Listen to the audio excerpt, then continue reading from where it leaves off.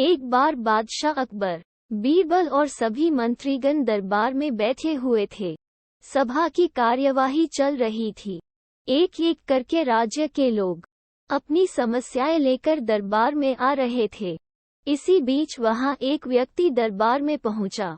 उसके हाथ में एक मर्तबान था। सभी उस मर्तबान की ओर देख रहे थे।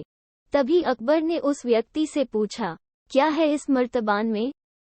उसने कहा, महाराज, इसमें चीनी और रेत का मिश्रण है। अकबर ने फिर पूछा, किस लिए? अब दरबारी ने कहा, गलती माफ हो महाराज, लेकिन मैंने बीरबल की बुद्धिमत्ता के कई किस्से सुने हैं। मैं उनकी परीक्षा लेना चाहता हूँ।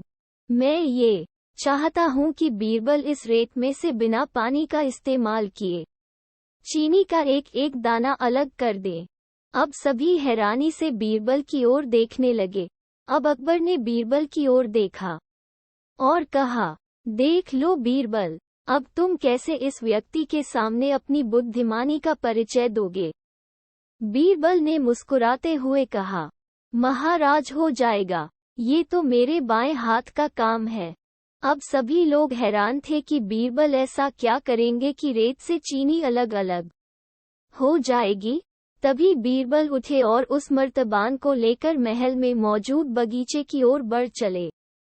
उनके पीछे वह व्यक्ति भी था। अब बीरबल बगीचे में एक आम के पेड़ के नीचे पहुंचे। अब वह मर्तबान में मौजूद रेत और चीनी के मिश्रण को एक आम के पेड़ के चारों तरफ फैलाने लगे। तभी उस व्यक्ति ने पूछा, अरे ये क्या कर रहे हो? इस पर बीरबल ने कहा, ये आपको कल पता चलेगा। इसके बाद दोनों महल में वापस आ गए। अब सभी को कल सुबह का इंतजार था।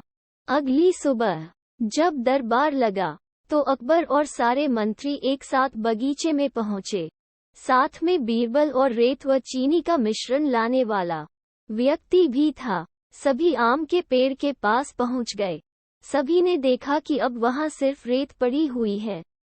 दरअसल रेत में मौजूद चीनी को चींटियों ने निकालकर अपने बिल में इकट्ठा कर लिया था और बची खुची चीनी को कुछ चींटियां उठाकर अपने बिल में ले जा रही थीं।